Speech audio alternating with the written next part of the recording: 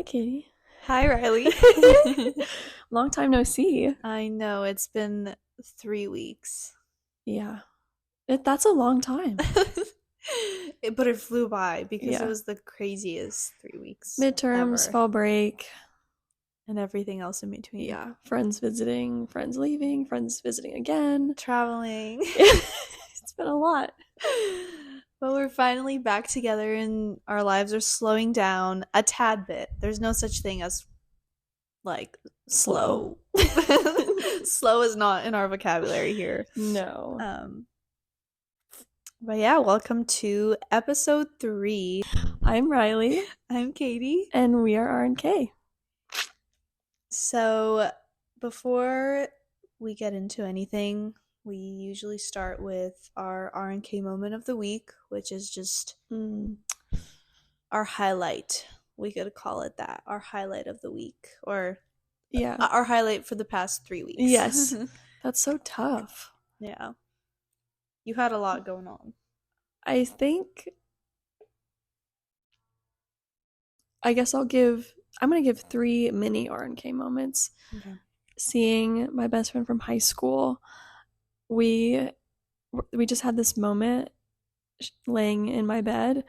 I think you were in the shower, and and there's this joke from high school which I'm not going to get into because it's going to make 0 sense, and it will be the most unfunny thing to everyone else who doesn't know these people. But there was just this guy from our high school that used to make this joke, and I just randomly blurted it out, and we cracked up for a solid 5 minutes. It was hilarious. So that was really funny. And then seeing some UTC friends that came and visited was really awesome because I don't really see them a lot. And then seeing my cousin from back home was super fun. We played arcade games at Dave & Buster's, Nice. and apparently I'm great at Mortal Kombat 4. So that was cool. I think this is the most anyone has visited you in one semester. Ever. Yeah. Literally ever. So that sounds like a lot of fun. Yeah.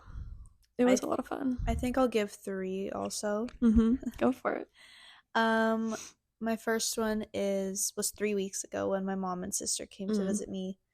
And it was just so nice to show them around Malibu and LA, and it was just great to have them here.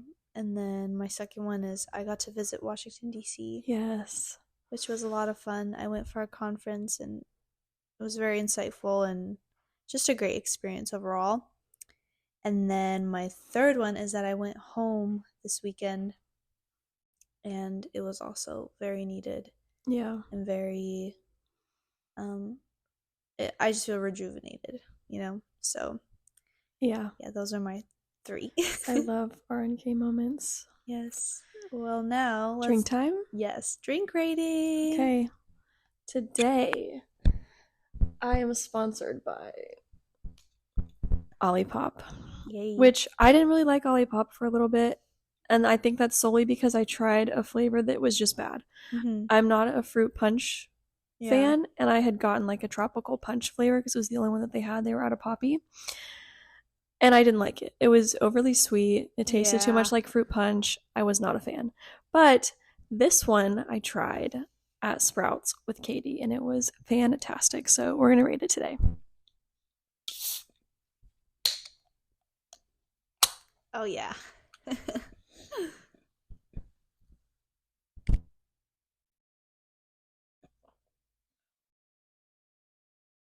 Fizziness, I rate a 6. It's not the fizziest.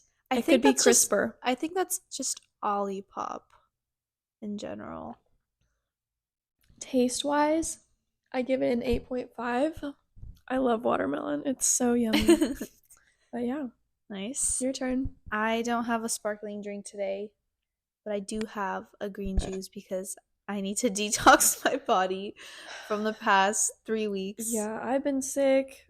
Katie's got remnants of whatever I had. Yeah.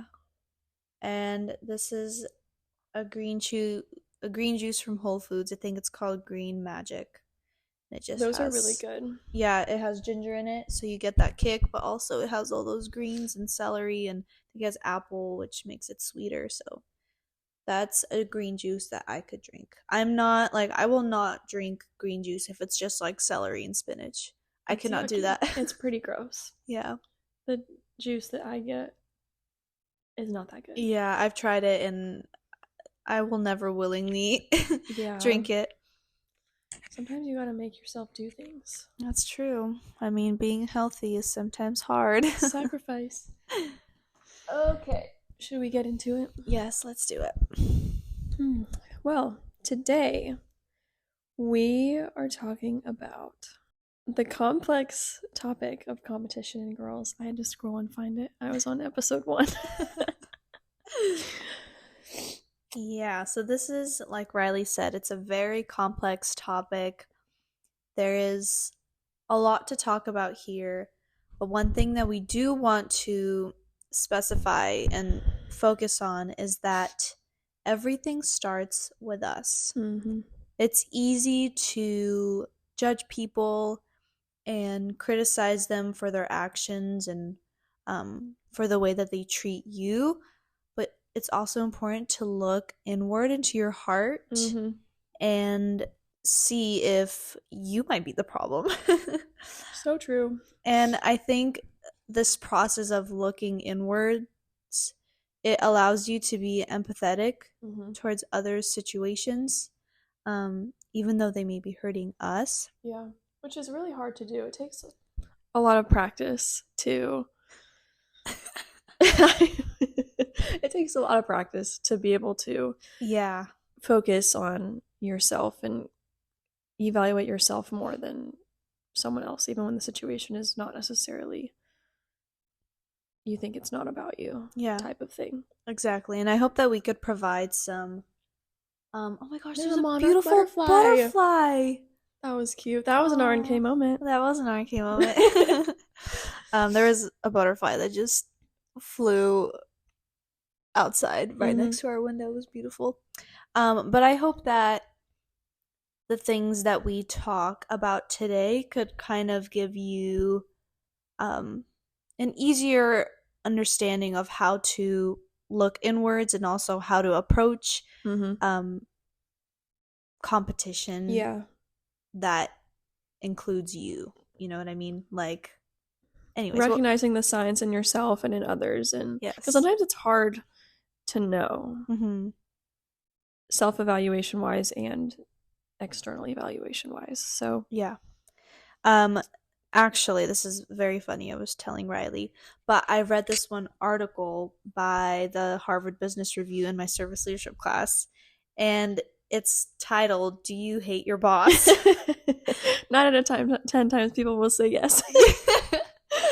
And this article, surprisingly, it really falls into the same category as like competition and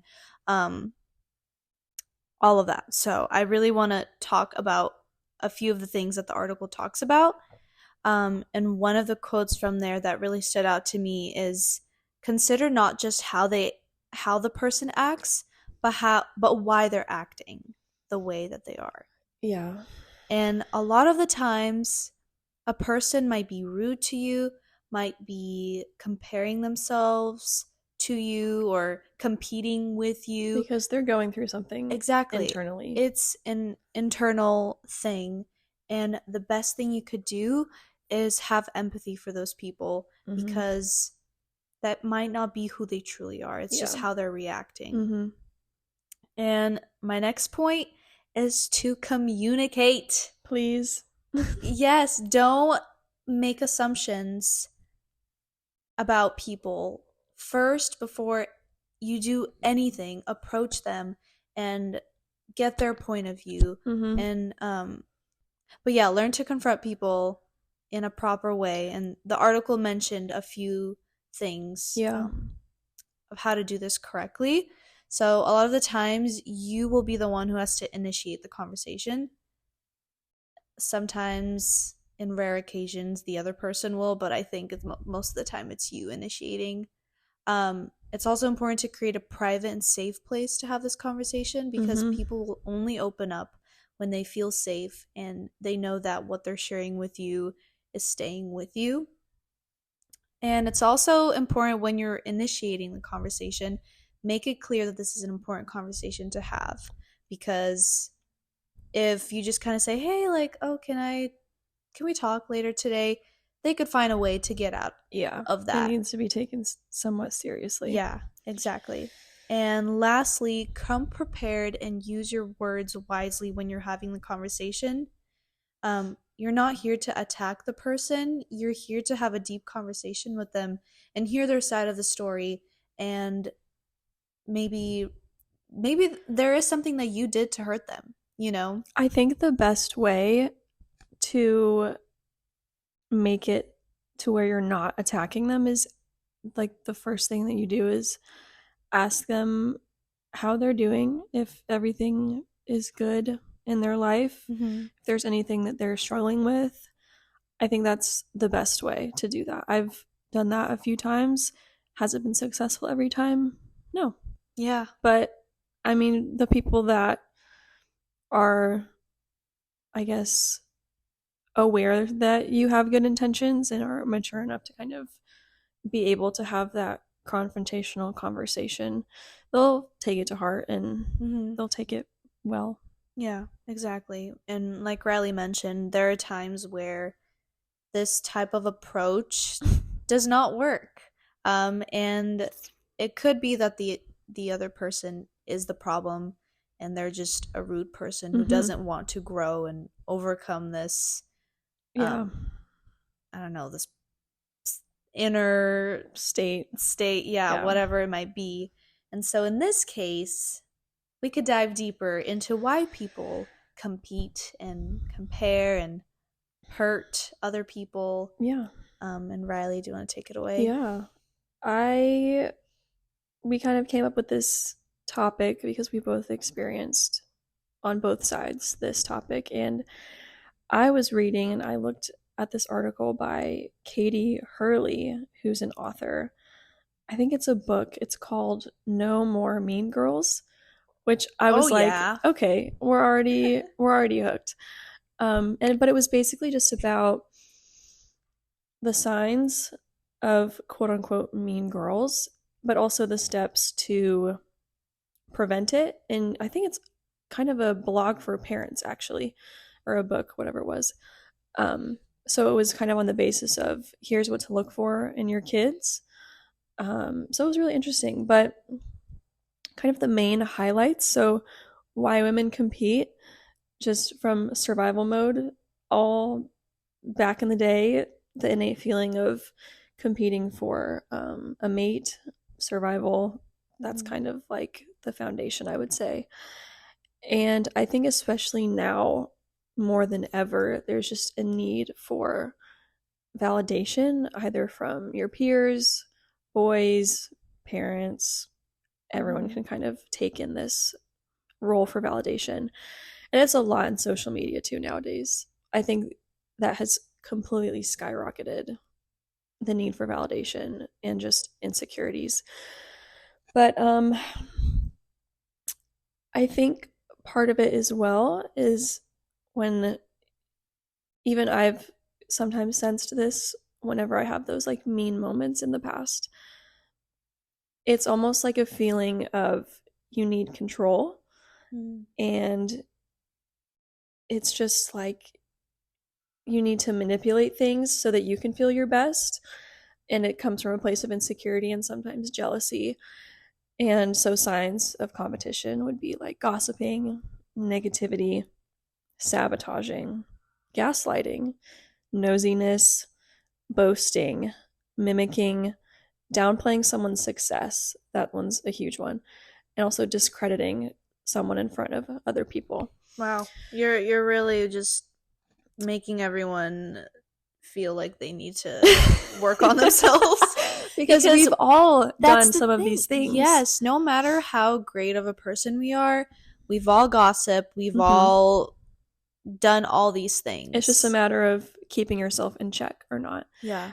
And I think a lot of people internally don't recognize these things as bad things. They're just, oh, I need to have control because that's the kind of person that I am. And so I need to overpower all of these people and have control and be in competition. But that's not how things should be at all.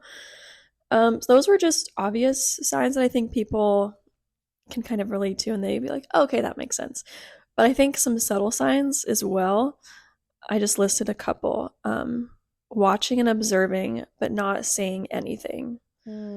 So I mean, I'm sure a lot of girls can kind of relate to this. You know that people are watching, whether it's your Instagram story, your Snapchat story, stalking your page. You know that that's happening, but they're not saying anything. Mm-hmm.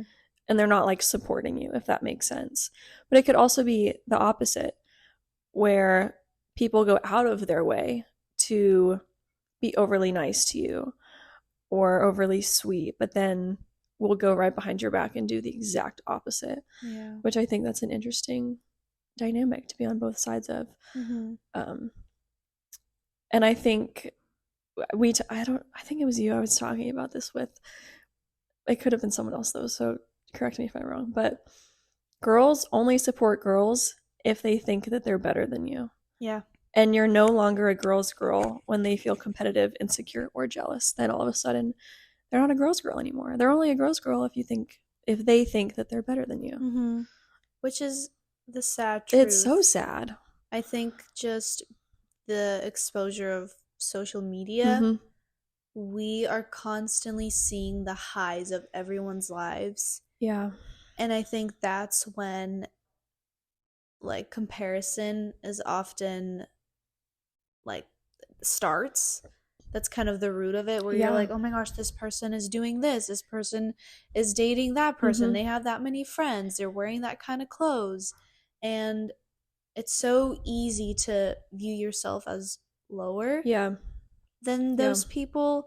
And that's why I even talked about how everything starts with us, because if you don't figure out your internal state, you will become a mean girl. I actually talked about this in a completely unrelated topic. It was in my exercise psychology class. Oh wow. I brought this up because there's a I guess an aspect to exercise with I think it's like the concept of physical self. Oh, it's called the physical self concept, which is basically your self perception and how external things do affect you mentally. And I brought up about social media, and I think you really just have to practice being the type of person that recognizes that social media is not real. What you're looking at, it's only highlights. You can see that in your own Instagram. I look at mine. Of course, it's only the highlights of my life. Yeah, because who's like, I'm not going to post myself sobbing on my Instagram story and complaining about the things that happen in my life. Yeah, like, that's not what I'm doing. You're not going to post a picture of yourself with a messy bun, just woke up, with a giant pimple on your face. Yeah, that's just not what I'm going to do. Some people do that on Instagram, and I think that that's fantastic. Yeah. But I'm not going to post myself crying on Instagram. That's just not the vibe for me. Yeah. So I think as long as you can recognize that it's not real, then you're already 10 steps ahead. Yeah. Into recognizing that there's no need to compete at all. I took a quote from this author, and I think it goes right in with starting with ourselves. So she says, when we are disconnected from ourselves and our emotions and true needs, we can become narcissistic and oblivious to our impact on others. It doesn't enter our consciousness to even consider that we need to be adult, reasonable, inquiring, and celebrate difference. Oh yeah, I love that, the phrase celebrate difference. That I think all of us have something so beautiful to offer to the world, to our job, to our classmates, to wherever we are. We all have something different to bring to the table. Yeah. This is kind of unrelated, but I sometimes have gotten to conversations with other girls who are very particular about gender roles. And I think as Christians, sometimes women don't really like to attach themselves to the idea that in the Bible there are gender roles. Mm-hmm. And it's not to say that a man and a woman are not equal, because they are equal, Yeah. but they bring completely different things to the table, Mm-hmm. different values and strengths. And that's not to say that they're not equal, but that's just to say that certain things We're created for different were things. created for different things. Exactly. Yeah. And I think when you are kind of spiraling or in this state of like comparing yourself to others, think about not what you don't have, but what you do have. Mm-hmm. And find your strengths and the incredible experiences that we have. Focus on the good in your life rather than the things that you're lacking. It also, I think in the article, it also talks about how it is also like learned behavior. So sometimes the way that you grow up and seeing your parents, I mean, and if you grow up in a really small town where everyone's gossiping and in everyone's business, okay, well, 9 out of 10 times the person growing up in that setting is going to end up doing that at some point. So I think if you are someone that has grown up in that kind of environment, it's going to be harder to not be susceptible to doing that. And I even come from a small town. You come from a small town. Mm-hmm. There's definitely a lot of gossiping going on. Yeah. And it's hard not to fall into be a that. part of that. Yeah. In the article, it's kind of more parent oriented and trying to stop kids from becoming mean, basically. Mm-hmm. But I think we can also read this and take it from a peer perspective and keep our friends in check, you know? If we see our friend being power hungry and manipulative and just mean, you know, we can say, hey, yo, chill out. Yeah. Check yourself. And it goes back to communicating and confronting. I think we live in a world, in a society where people stopped confronting. Yeah. And they judge more than they confront. And I think we need to bring that back and normalize it, because people get freaked out when you confront them. They start getting so defensive, and I think it's because it's not normal anymore. The first time that I ever confronted someone that was about something kind of like serious and needed, it backfired completely. Wow. And I did all of the steps from your article. This was, I think, like two years ago, something like that. And yeah, it totally backfired, like long lasting repercussions from that. And I didn't understand why. And I think now I do understand why, because like you said, confrontation is not popular anymore. So when you do use it, people are like, whoa, what's going on? Yeah. And they do take a defense approach, and they think that you're attacking them and you don't like them and blah blah blah blah. So confrontation needs to become normal. For sure. I think because girls feel the need to always fit in, that we feel like we have to just conform. Especially, this is so popular, I feel like, in high school. If you're in high school and you're listening, there are the popular groups in high school, and you feel like you have to fit in and conform to those groups because you want to be a part of something. And a lot of the times there are groups that are not nice, and you don't want to be excluded, so then you include yourself in the meanness. And I think if you want to be truly successful in like a social setting and be a leader and someone that people respect for the right reasons, you have to be able to just do what's right and be like, hey, this is not cool and I don't want to be a part of this. Her mic died, so we had to switch back to here. But it's so weird to be on this side. I know. Hi there. Your breath smells like ginger. Don't tell them that. Yeah, we hope this was insightful. I think you had things to say. Let me remember what I was saying. I think I just hope that everyone can take something from this episode and challenge themselves to avoid the mean girl stereotypes of gossiping and gaslighting and all the things that Riley mentioned. And we could all just strive to be better people and be kinder and empower each other to um, just To be better. to be better. Yeah. Yeah. Well, thank you guys for listening. We'll see you next time. Bye.